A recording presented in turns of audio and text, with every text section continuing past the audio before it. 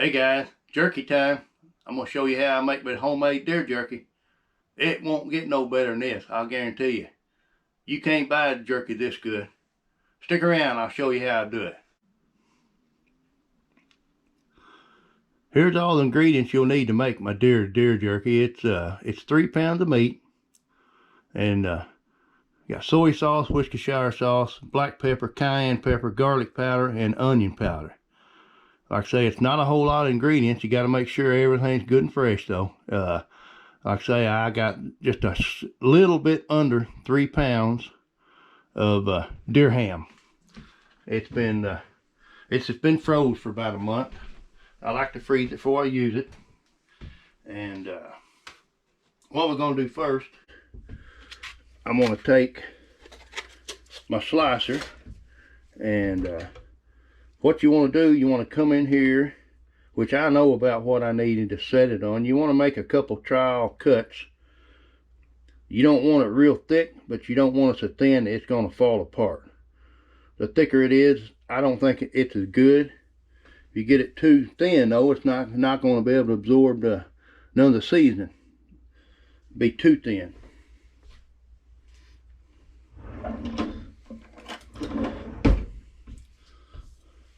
So what I'll do, I'll come in here and take a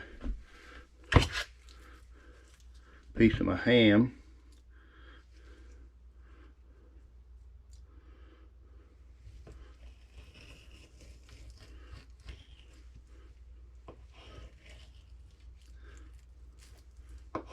And what you want to do, you want to make sure whenever you slice it, you want to make sure you can see the way the grain of the meat's running. The grain of the meat's running this way. You want to make sure you don't cut it crossways. You want to go lengthwise with the meat. That's how you get your strips. So what I'll do,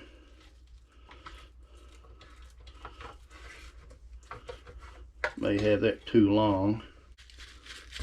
Yeah, I think I'm gonna cut that in two again.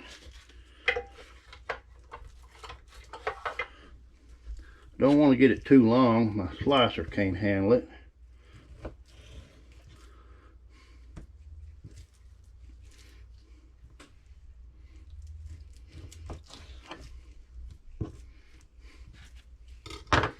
Start out with about a 3-inch piece probably.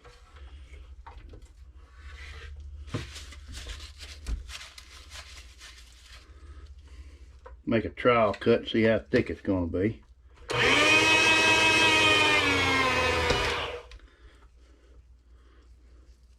That's probably just a little under 1/4 of an inch. That's probably about 3/16. That's just about what you want. You don't want it too thick.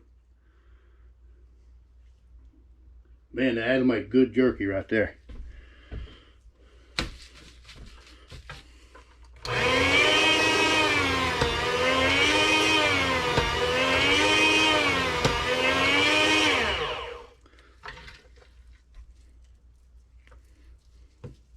Man, that looks good. Just about right.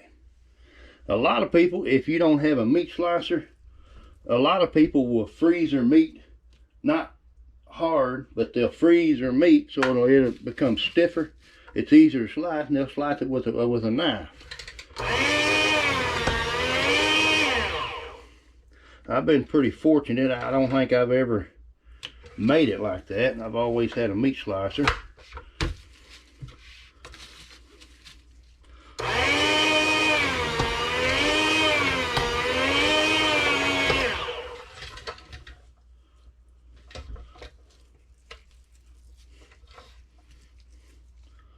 That's gonna make some good jerky right there.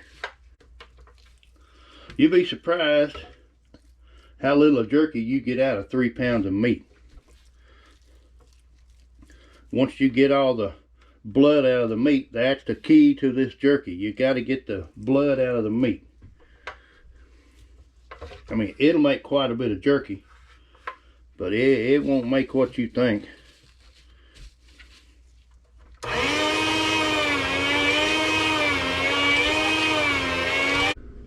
Man, it looks good.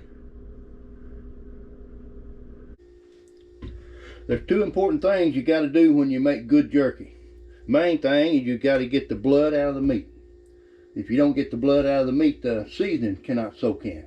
And the second thing is you've got to let it soak overnight. A lot of people just put it in there, and sometimes I'll even let it soak 2 nights in a row even. The main thing, like I say, you want to get the blood out of the meat. And you want to be gentle with the meat, because you'll tear it all to pieces. Like I say, just put it in cold water. You can see the blood coming out of it.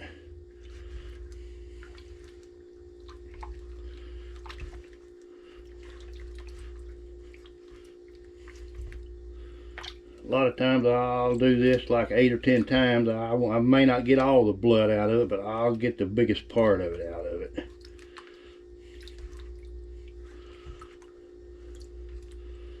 You wouldn't think there'd be that much blood in it by looking at it. But you can tell by how dark the meat is when you start. Of course, that's a little lighter now. But the meat, it won't be white, but it'll be a gray looking color whenever you get the meat, blood out of the meat. Like I say, just be gentle with it. Don't tear your meat all to pieces. That's one thing too. If you slice your meat too thin, you'll tear it all to pieces.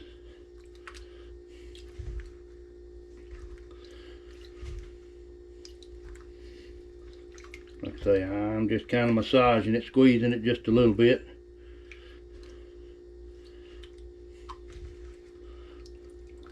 Turn it over. That's not too bad looking. It's a whole lot lighter than what it was. Like I say, you're not going to get all the blood out of it. But it's a whole lot lighter than what it was. I probably got 2/3 of the blood out of it. Now what you got to do, you got to get all the moisture out of the meat. This is the part I hate. This to me is probably the hardest part of it. Try to get the most of the water out of the meat. Like I say, you're not going to get it all, but the more you get out of it, the better chance your seasoning will soak up in its place.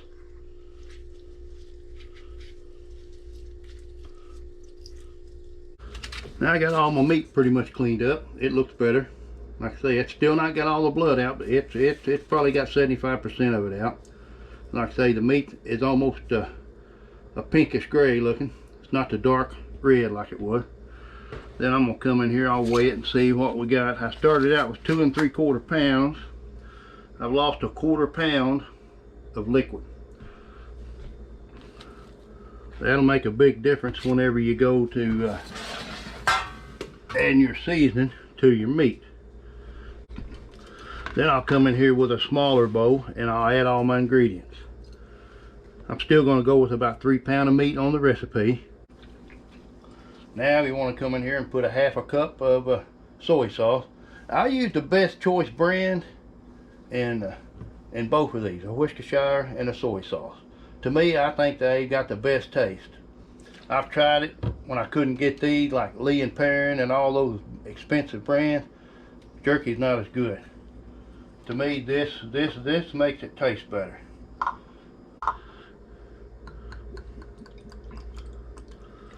I want to go with about a 1/2 cup.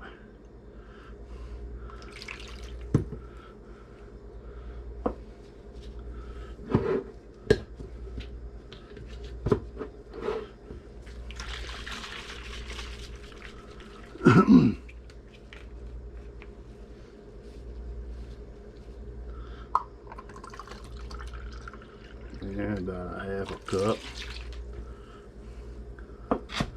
of Worcestershire sauce.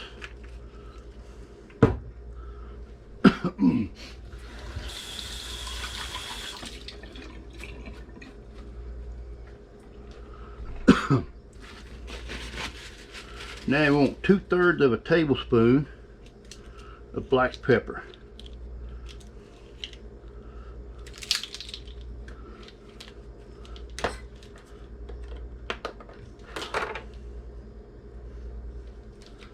Get that down in there or not. Yeah, it's gonna fit.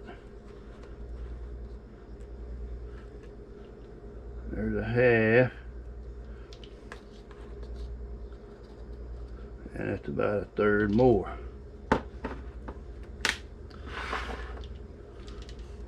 And we want 1 tablespoon of cayenne pepper.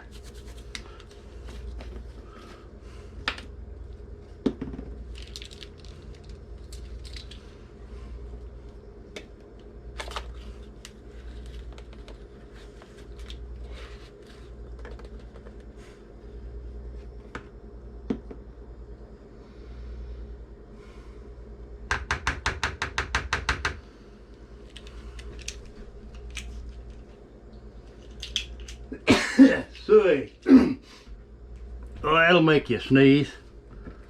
That'll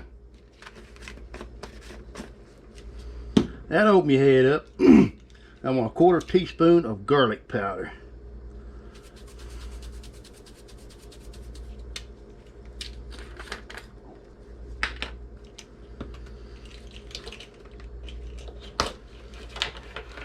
Let me get it open here.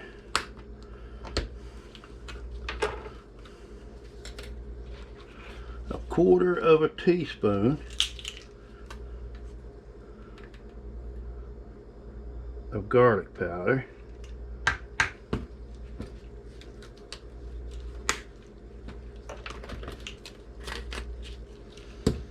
And then on our onion powder, we want 2 teaspoons. I think the onion powder is what gives it the kick to me. I mean, the cayenne will too, but this to me is really what makes it. Need 2 teaspoons. 2 teaspoons.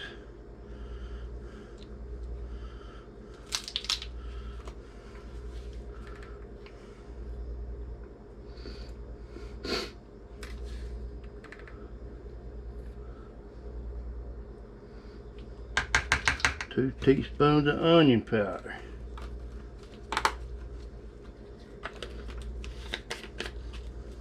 Every year when I make this, I usually make it around Christmas time. Just the smell of this reminds me of Christmas and jerky. So you mix it up pretty good.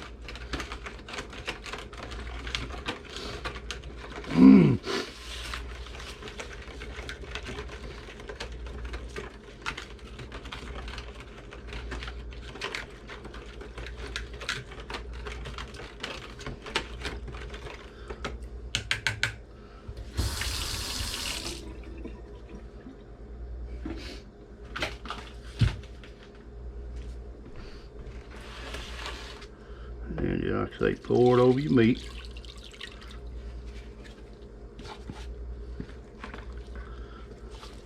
I'll take some meat and go back in there and make sure I get all my spices out of there. All my liquid. You want to make sure you get all the flavor you can in it.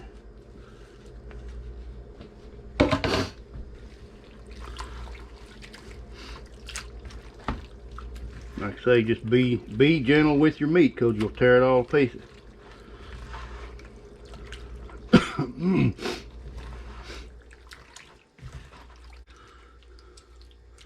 Then what I like to do,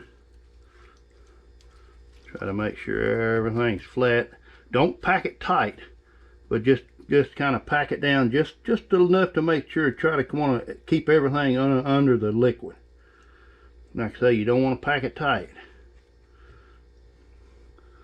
Kind of keep it loose so you know all the liquid can get to the meat.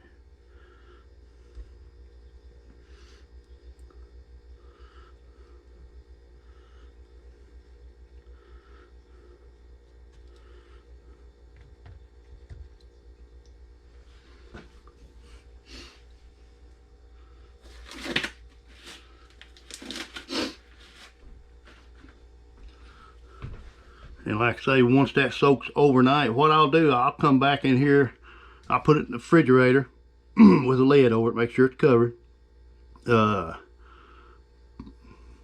And probably right before dark, I'll come back. It's almost noon now, it's 10 o'clock. I'll come back, stir it up again. I'll do it again in the morning time before I cook it. And like I say, the majority of the liquid will be soaked up into the meat. See what we got weight wise now. No, the bowl's gonna weigh some. Yeah, we've got a little over half a pound of liquid in it. Of course, the bowl probably weighs a quarter pound or better. Well, it's been almost 24 hours now since our deer meat's been soaking in the spices in the refrigerator. Like I say, I mixed it up several times. And you can tell by looking at it, it's still some juice in it. That's normal, but it soaked up the majority of the juice. You can see how dark the meat's got. And what I end up doing, I'll end up cooking it in the oven. I'll come in here, I'll hang the meat off my top oven rack. I've got the bottom one removed. You got to make sure you put aluminum foil under your burner, because this meat's going to drip. And like I say, it'll make a mess. And I've got aluminum foil coming out all the way on my oven door. And then I've got paper towels to catch some of the drippings, so that it won't run, off my foil. Anyway, I've always hung this deer meat off toothpicks. You can tell by my toothpicks, man, I've used them over the years. Nothing wrong with them. I hang each piece of meat individual. I've tried it before with these bamboo skewers. You can hang like 8 pieces of meat on them, but then you've got to try to line them up, your meat hanging in between here. And then if you get a piece of meat in the middle, done before a piece of meat on the outside, you either got to break it off or take the pieces off. To me, the toothpicks are easier. It just takes longer to do. And like I say, you want to keep paper towel handy. And then I usually use the lid to my cover. I slice my meat on because you don't want it real wide. The reason for that, whenever you go to hang your meat, you want your meat to hang flat. You don't want it to be folded together, because if the heat can't get to it, the meat's not going to dry. Like I say, you want to try to keep it as biggest pieces as that will hang. Like I say, that's fine. Like I say, you may have to go back over it and rearrange some pieces, or sometimes I'll stick a toothpick through it 2 different ways. If it's real wide, that works pretty good. See how it's held it open? Then what you want to do, you want to come in here and hang your meat on your racks like that. And like I say, that'll do it. I usually start at the back.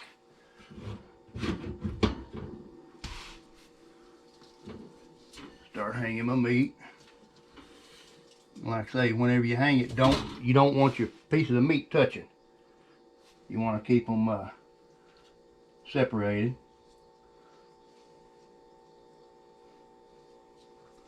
Like I say, this is the most time consuming of the whole process right here, other than the cooking part of it. But the cooking part's going to take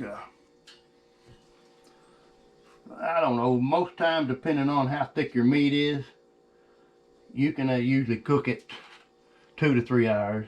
Like I say, I'll cook it 1.5 hours, and then I'll start checking it. And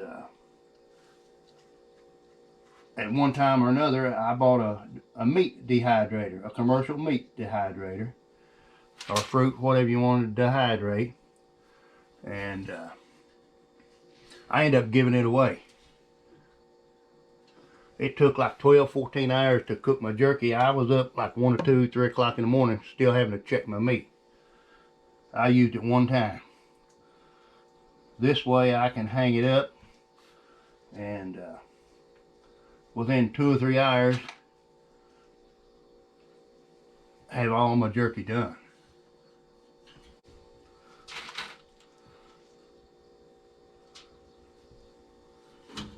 And you can do this with beef or any other kind of meat. I've heard people making it out of turkey. I've never tried it. I don't know how I guess you can make it out of the breast turkey meat. I don't know turkeys. I don't know how it will hold together. I've never heard anybody making them out of pork or anything. I guess you can make jerky out of anything. But if you ever eat some deer jerky, you don't ever want any other kind of jerky. Good stuff.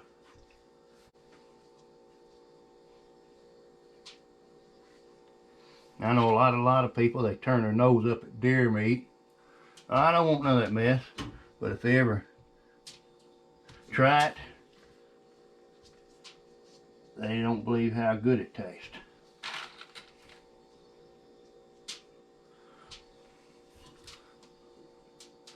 Like I say, whenever you hang your meat, stagger it out and make sure none of your pieces are touching.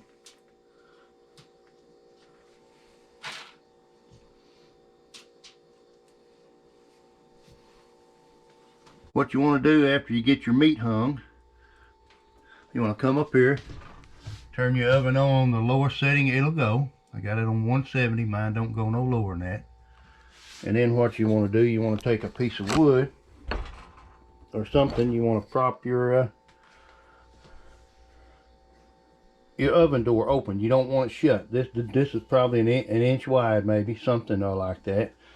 And like I say, you want to start checking it in probably about 2 hours, depending on how thick your meat was cut. Hey guys, you want a good deer jerky recipe, you better try this. If you don't have deer meat, try it with beef. Hey, it's well worth the effort, believe me. Try it and see what you like. Let me know if you like it. Hey, I appreciate you watching. Hit that subscribe button. Ring that bell. Talk to me. Let me know if you like the recipe or not. Hey, I appreciate y'all guys watching.